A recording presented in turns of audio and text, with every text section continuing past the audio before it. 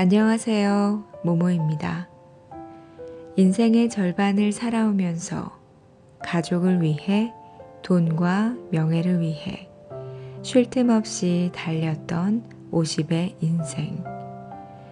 잘 살고자 했던 노력이 오히려 근심, 걱정, 불안을 더 키웠을지도 모른다.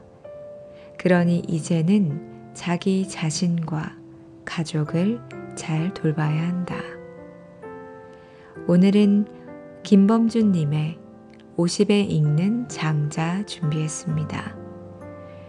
장자는 기원전 300년 무렵 중국 춘추 전국시대 송나라 출신의 철학자인데요. 장자는 도가 사상을 계승한 학자로 시시비비를 함부로 가리지 않았고 타인과 세상을 있는 그대로 받아들였습니다. 이 책에는 장자의 4편 중에서 50에 읽으면 좋은 28가지의 이야기를 소개하고 있는데요. 오늘 모모의 북살롱에서 만나보시죠.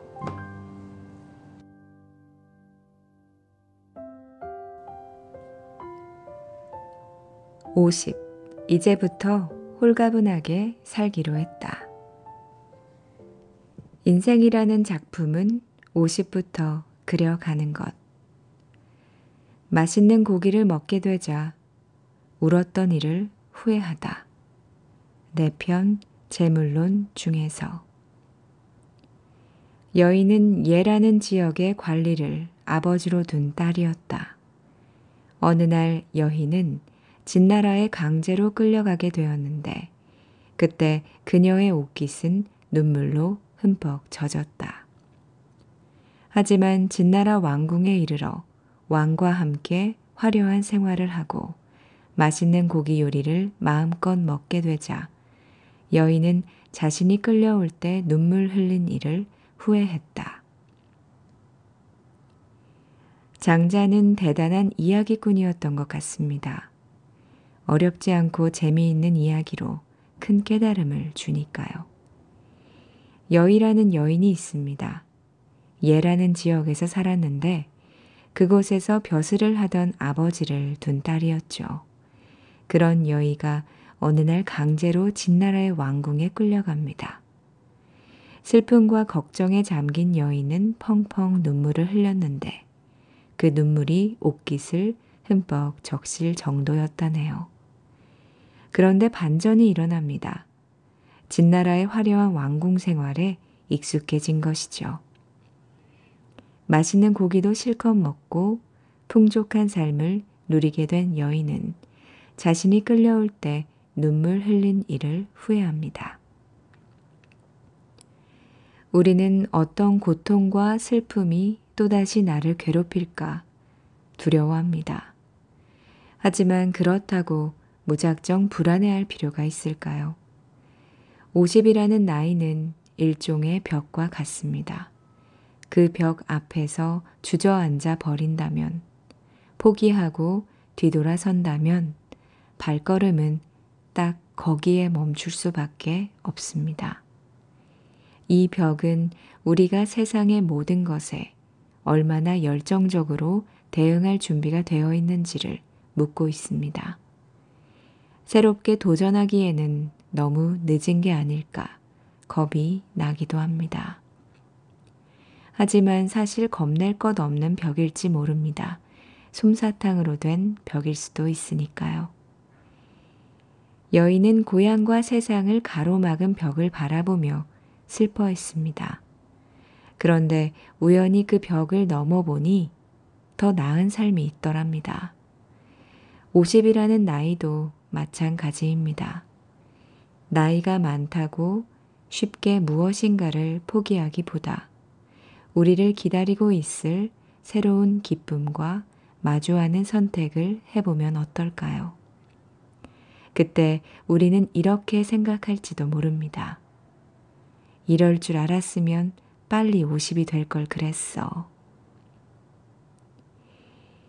내가 지금 즐거워하는 것이 참으로 즐거운 게 아닐 수 있고, 내가 옳지 않은 것이라고 여기는 것이 정말 옳지 않은 게 아닐 수 있다. 여의의 이야기는 장자의 유연한 생각이 돋보이는 일화가 아닐 수 없습니다. 길은 걸어가는 대로 완성된다. 옳고 그름을 분별할 필요도 없고 그저 묵묵히 길을 걷다 보면 50 이전과는 또 다른 길이 우리를 기다립니다. 어차피 인생은 한바탕의 꿈과 같은 것 아니겠습니까?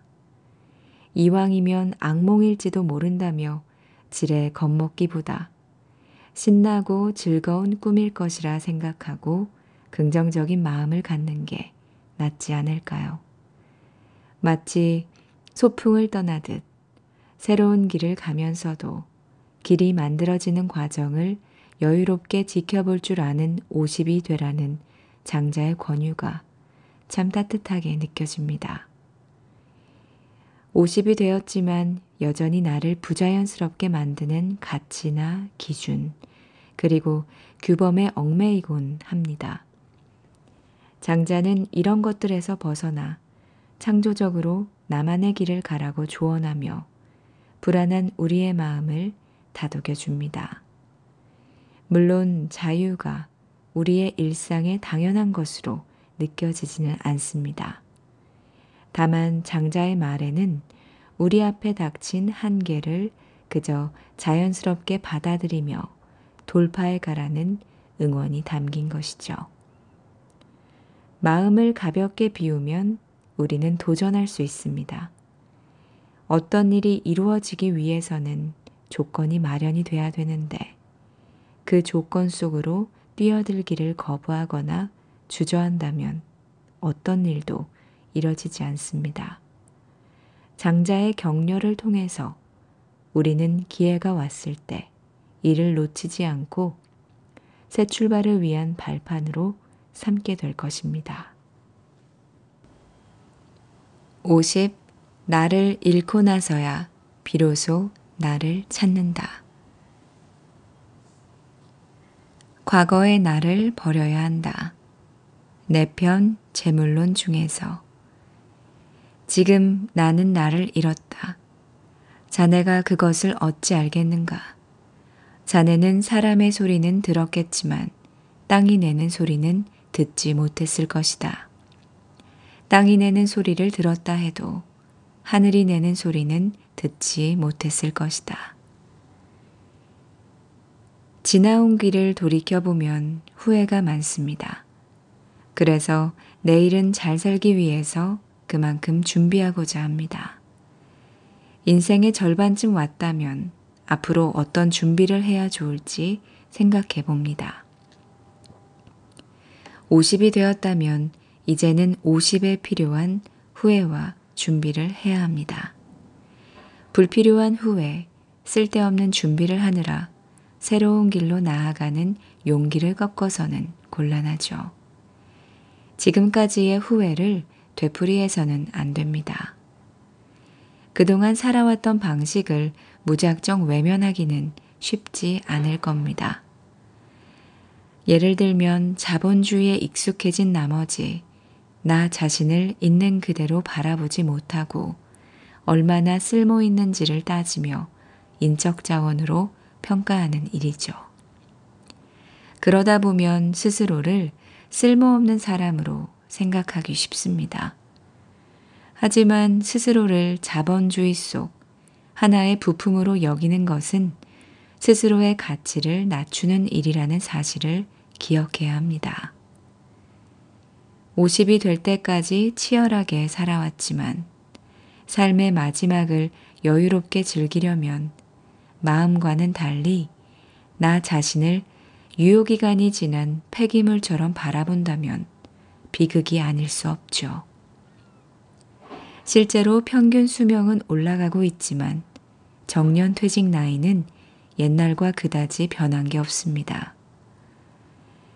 당장 일을 그만두고 싶어도 그만둘 수 없는 아이러니 속에서 50은 갈 곳을 잃었습니다. 몸은 아직 팔팔한데 마음도 젊어지고 있는 것 같은데 세상이 50을 바라보는 시선은 곱지 않습니다. 기득권, 꼰대, 김부장 이런 이름으로 명명하며 자꾸 거리를 두니까요. 장자는 세상에 불필요한 존재로 취급이 돼서 상실감을 느낀다면 후회하지 말고 준비하라고 말합니다. 새로운 세상으로 나가기 위해서라도 우리 자신을 과감하게 잃어버릴 용기가 있어야 한다고요. 나를 잃었을 때 비로소 다가오는 행복의 시간들. 누구나 행복을 원합니다. 이 세상에 스스로를 불행으로 내몰고 싶은 사람은 없습니다. 그러면 어떻게 살아야 불행에서 벗어나 홀가분하게 즐길 수 있을까요? 장자가 들려주는 이야기를 따라가 봅니다. 장자는 3가지 소리를 구별해야 한다고 말합니다. 사람이 내는 소리, 땅이 내는 소리, 그리고 하늘이 내는 소리입니다. 첫째, 사람이 내는 소리란 나 자신이 내는 소리입니다. 스스로의 경험만이 담긴 소리이죠. 둘째, 땅이 내는 소리는 예기치 않게 마주친 누군가와의 관계에서 나는 소리입니다. 어제도 오늘도 그리고 내일도 우리가 세상을 살아가면서 필연적으로 만나게 되는 누군가에게 듣는 소리입니다. 세 번째, 하늘이 내는 소리는 우리가 진정 들어야 하는 세상의 소리입니다. 거기에는 나 혼자만의 소리뿐만 아니라 어울려 살아야 하는 타인의 소리가 조화를 이루면서 함께 있습니다.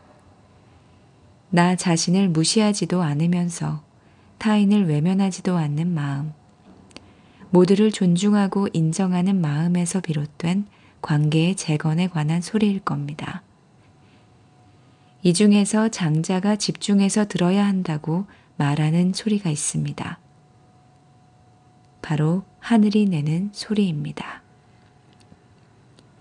하늘이 내는 소리는 지금 여기서 잘 살라 이런 말과 같습니다. 나만의 소리가 옳다고 생각하는 그러한 생각을 비우고 타인의 소리와 조화를 이루는 것이죠. 지금 바로 여기에서 할 수 있는 것, 당장 하고 싶은 것부터 잘하면 된다는 이야기를 귀담아 듣고 실천하자는 겁니다. 늘 경계심 가득하고 퉁명스럽게 말하는 상대에게 친절하게 인사하고 부드럽게 말해주는 건 하늘의 소리를 잘 듣고 또 그에 대응하는 태도입니다. 지저분한 음식물 쓰레기를 두고 인상을 찌푸리는 대신 스스로 먼저 치우는 건 역시 마찬가지입니다. 그런데 이게 쉬운 듯 어렵습니다. 내가 누군데 이런 마음과 이별을 해야 하니까요. 장자는 이것을 오상아, 즉 나는 나를 잃었다 라는 말로 표현합니다. 소리를 내는 것도 중요하지만 그 이전에 소리를 듣는 게 먼저입니다. 세상의 수많은 소리를 듣기 위해서 우리는 자신의 소리부터 비워야 합니다. 하지만 보통은 그렇게 하지 않죠. 우리는 타인과 세상의 소리를 듣기 전에 자신의 소리를 내기 바쁩니다. 어쩔 땐 아주 큰 소리로, 그것도 아주 이상하게 말이죠. 세상과의 조화는커녕 불협화음만 가득한 소리입니다. 다른 사람이 관심이 없는데도 계속되는 소리는 소음일 뿐입니다.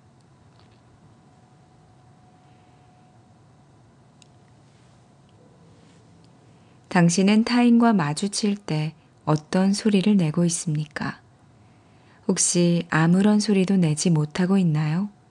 아니면 섣부른 편견으로 엉뚱한 소음을 세상에 내보내고 있나요? 그렇다면 올바른 소리를 내기 위해서 자의식을 비워내는 작업, 즉 오상아와 친숙해지기 권해봅니다. 나를 비운 뒤에야, 나를 잃은 후에야 비로소 세상과 마주할 수 있습니다. 지금까지 쌓아왔던 갑갑하고 답답하며 지극히 세속적인 권위와 명예, 그리고 돈에 대한 거친 생각을 비워내야 합니다. 그때 우리는 비로소 나와 다른 누군가를 만날 준비가 된 것이며 그런 만남을 통해 만들어지는 소리야말로 아름다운 소리라고 할 수 있습니다. 나이 50이 되면 자신의 지혜에 책임을 져야 한다. 삶에는 끝이 있지만 알아야 할 것에는 끝이 없는 법. 내 편 양생주 중에서 우리들의 삶엔 언젠가 끝이 있다. 하지만 세상의 지혜는 끝이 없다. 우리에게 주어진 유한한 시간 동안 끝도 없는 지식을 추구하다 보면 오직 위태로울 뿐이다. 이미 위태로운데도 불구하고 여전히 스스로 안다고 생각하니 더욱 위태로울 뿐이다. 나이 40이 되면 자기 얼굴에 책임을 져야 한다. 미국 전 대통령 에이브러햄 링컨의 말입니다. 궁금합니다. 왜 50에 대해서는 별 말을 하지 않았던 걸까요? 아마 이런 말이 있지 않을까요? 나이가 50이 되면 자기 지혜에 책임을 져야 한다.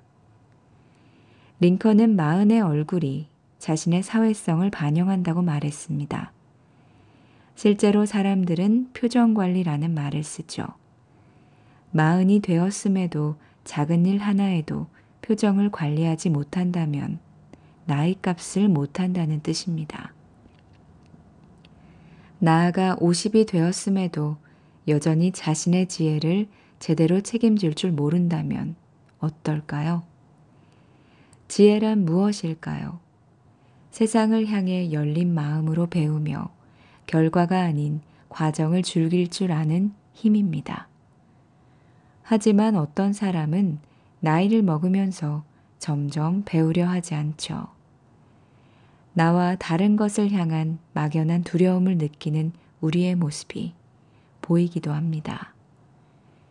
인간은 다양한 삶을 접해야 관계도 잘 맺을 수 있습니다. 자신만의 신념에만 갇혀 있다 보면 여전히 무언가에 얽매인 삶을 살아가고 있는 겁니다. 내가 옳다는 생각이 50 이후의 삶을 갉아먹는다.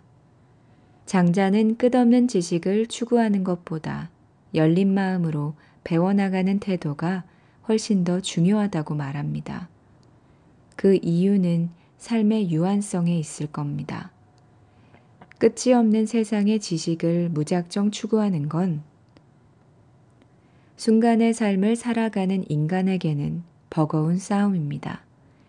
정말 알아야 할 것은 무시하고 이미 알고 있다는 편협한 마음으로 산다면 삶은 퇴보할 수밖에 없습니다. 배우고 싶은 욕망을 억누르라는 뜻은 아닙니다.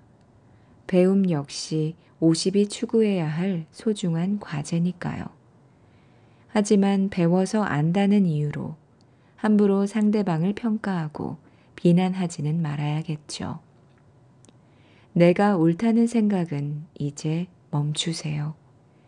그동안 내가 옳다는 고루한 생각으로 주변의 수많은 사람을 괴롭혀 왔으니 이제는 나는 맞고 너는 틀리다 라는 마음가짐을 내려놓기 바랍니다. 이를 관가하면 고립의 시간과 공간에 갇히게 되니까요. 세상과 시시비비를 가리느라 맑고 밝은 우리의 에너지를 소모하지 마세요. 사실 저도 후회합니다. 내가 옳다는 생각이 저 자신을 갉아먹고 있었음을 진작에 깨달았다면 좋았을 텐데요. 오랫동안 나와 너는 다르다고 선을 긋고 그게 스스로의 정체성을 지키는 유일한 방법이라고 착각을 했습니다. 지금까지 내가 다른 사람보다 우월하다는 것을 알리는데 시간을 바쳐온 거니까요. 누구보다 더 나은 삶이란 없습니다. 당연히 정해진 답도 없습니다. 그러니 당장 해답을 찾으려 하기보다 지금 내가 주변과 잘 소통하고 있는지, 행복을 느끼고 있는지, 좀 더 욕심을 내자면 타인에게 어떤 배려를 하고 있는지를 스스로에게 묻는 것이 낫습니다. 이런 여유로운 마음을 가진다면 세상이 50이 된 우리에게 다시 함께하자 손을 내밀 겁니다. 40에는 얼굴의 책임을 져야 했다면 50에는 자신의 지혜에 대한 책임도 함께 져야 함을 알게 됐습니다. 그 덕분에 내가 아는 것이 세상의 전부인 양 착각하는 우매함을 깨닫고 더 위태로운 삶으로의 행진을 멈출 기회를 얻었다고 생각합니다. 모든 것은 있어야 할 자리에 있을 뿐입니다. 50에 이르기까지 저는 늘 주먹을 꽉 움켜쥔 채로 살았습니다. 하지만 이제는 압니다. 이제 그 주먹을 펼 때가 되었다고요. 행복은 내 삶을 완벽하게 만들 때가 아니라 있는 그대로 받아들일 줄 알 때 생긴다는 점도 조금은 깨닫습니다. 장자가 우리에게 이야기하려고 한 것처럼 스스로 안다는 생각을 버리기만 해도 한결 가볍게 삶을 즐길 수 있지 않을까요? 삶에는 끝이 있지만 지혜에는 끝이 없습니다. 이것을 받아들이면 우리는 좀 더 겸손해질 수 있을 겁니다. 50. 다가오는 날들을 잘 시작하는 방법. 3년 동안 집 밖으로 나가지 않고 오로지 아내를 위해 밥을 짓다. 내 편 응제왕 중에서. 열자는 자기가 제대로 학문을 하지 않고 있었음을 깨닫고 집으로 돌아갔다. 3년 동안 집 밖을 나가지 않고 아내를 위해서 밥을 했다. 돼지 기르기를 사람에게 밥 먹이듯이 했다.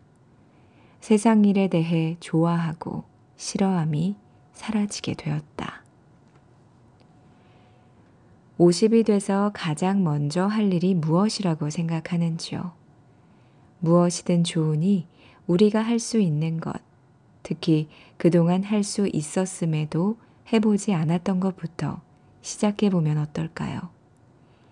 아침에 눈을 뜨면 보이는 모든 것에 고맙다는 인사를 하는 것, 소중한 가족과 친구에게 더 자주 웃고 친절하게 대해주는 것도 좋겠습니다. 발이 닿는 곳과 만나는 모든 인연을 존중하고 일상을 즐기려는 마음가짐이 있으면 더욱 좋겠죠. 조계사 신중 기도회양 법회에서 원명 스님이 이렇게 말씀하셨습니다.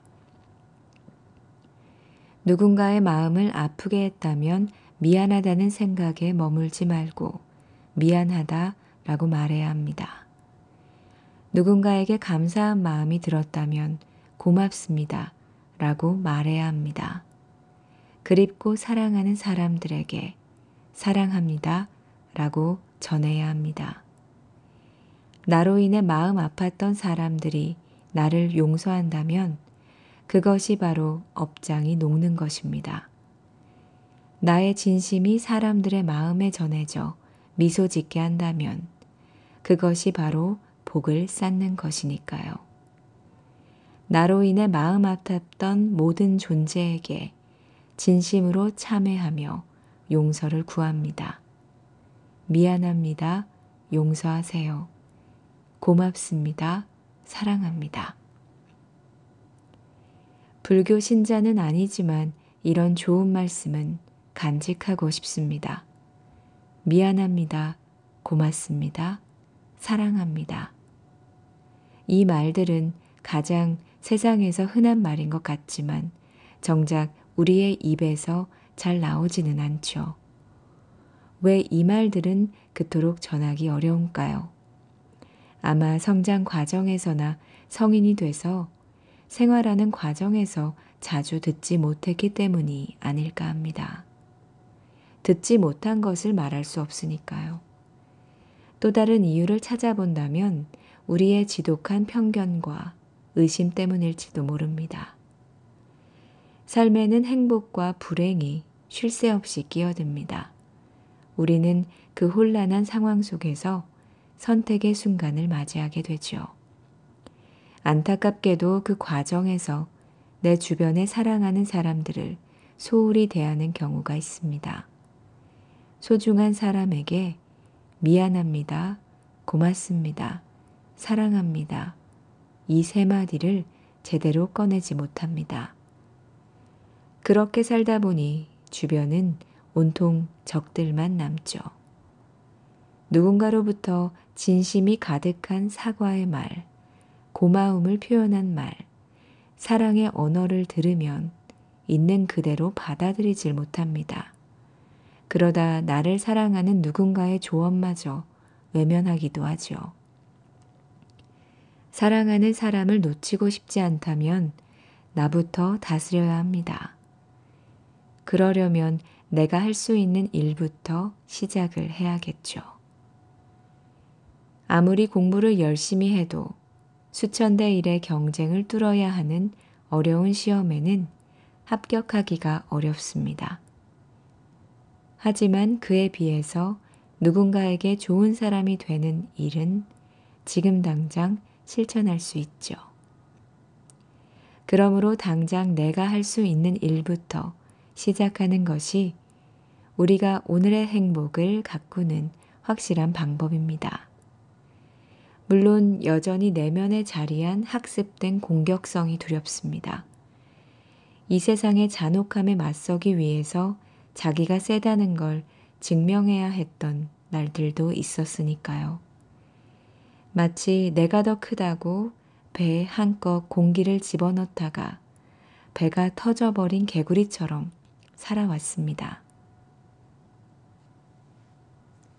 반평생을 이리 살았는데 한순간에 50에 변화하기가 쉽지는 않겠죠. 억지로 자아를 억눌러 왔던 50의 마음은 휴화상과 같습니다.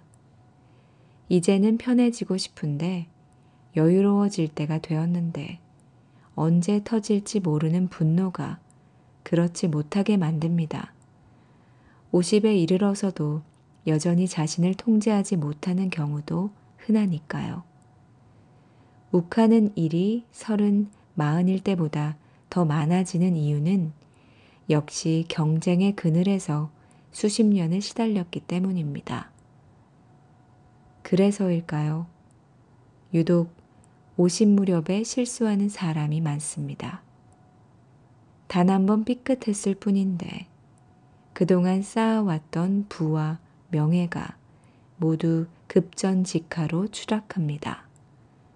이에 대한 위기의식을 50의 우리는 반드시 느끼고 있어야 합니다. 기로회를 아시나요?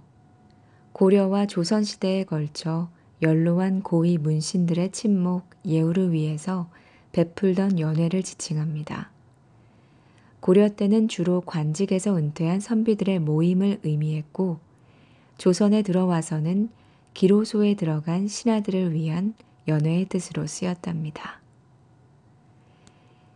나이가 많은 임금이나 관직에서 물러난 70이 넘는 정의품 이상의 문관들이 참여하는 단체였죠. 기로회에 쓰인 늙을 기는 원래 나이 60을 말하고 늙을 노는 70을 뜻합니다. 이렇게 보면 50은 아직 노인이라고 말하기 이른 시기입니다. 지금보다 평균 수명이 훨씬 짧았던 조선시대에도 늙음의 기준은 최소 60 이상부터였으니까요. 기로회는 조선 태종 이후 급격하게 존재감을 잃습니다. 그 이유는 기로회가 왕의 정치적 판단에까지 영향을 주는 횟수가 많아지자 태종이 권한을 축소했기 때문이죠. 영향력을 미치려 했다가 되려 영향력을 잃게 된 셈입니다. 예순과 이른의 지혜를 인정해서 만들어진 기로회는 그렇게 사라졌습니다. 만약 직을 잃은 허전함에 자기 자신을 학대하지만 않았다면 그들은 비로소 자기만의 행복을 찾게 되지 않았을까 추측해 봅니다. 역설적으로 공직에서의 퇴출이 새로운 세상으로 향하는 출구가 된 것이죠. 우리가 세상에 태어난 이유, 행복하게 살기 위한 첫걸음을 비로소 시작할 수 있었을 겁니다. 행복은 저절로 생기는 게 아니라 내가 만들어야 합니다. 장자의 이야기 중 열자라는 인물이 있습니다. 그는 계암이라는 무당에게 현혹이 되죠. 이때 열자의 스승인 호자는 열자가 무당에게 매혹된 이유가 무당이 제시하는 거짓된 도의 내용이 아닌 형식에 사로잡혔기 때문이라는 걸 알았습니다. 호자는 열자에게 이렇게 경고합니다. 도라는 것은 보이지 않는 알맹이가 중요한 것이며 그것을 충실히 갖추어야 이 세상을 살아갈 수 있다. 스승 호자의 말을 들은 제자 열자는 어떻게 했을까요? 헛된 것에 이끌린 스스로를 부끄러워하고 자기가 제대로 공부하지 못했음을 깨닫고 고향으로 돌아갑니다. 그가 고향에서 자신의 부족한 학문적 소양을 갈고 닦기 위해 공부에 열중했을까요? 아닙니다. 열자는 귀양 후 3년 동안 집 밖에 나가지 않은 채 오로지 아내를 위해 밥을 짓고 돼지를 기르며 시간을 보냅니다. 그러자 세상 일에 대해 좋아하고 싫어지는 마음이 사라졌다고 했습니다. 자신 안의 가식과 차별들을 쫓아낼 수 있게 되었죠. 흔들리지 않고 중심을 잡으면서 일상을 누리게 된 겁니다. 소확행이라는 단어는 무라카미 하루키가 만들었지만 그 개념은 이미 수천 년 전 장자에서 나온 열자가 행한 것입니다. 그것도 아주 구체적으로 말이죠. 다른 나라의 휴양지나 예쁜 도시에 가지 않고도 집에서 가족, 타인, 동물, 자연과 더불어 살며 소확행을 이룬 것입니다. 행복은 결국 나에 관한 것입니다. 정확히는 내 주변을 둘러싼 어떤 관계를 어떻게 맺느냐에 관한 문제이지요. 그래서 50이 되어 시간이 주어져도 나태해질 것인지 적절하게 분주해질 것인지 결정하는 건 개인의 선택입니다.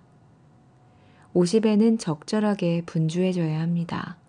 그리고 분주해지는 방법을 장자는 열자의 이야기를 들어 설명했습니다. 집으로 돌아가 배우자를 위해 밥을 차리고 마치 사람을 대하듯 반려견을 정성스럽게 챙기는 것. 장자에 의하면 이런 소소한 분주함이 모여 50의 소확행을 이루고 도에 이르게 하는 것이겠죠. 50의 배움은 생각보다 거창하지 않습니다.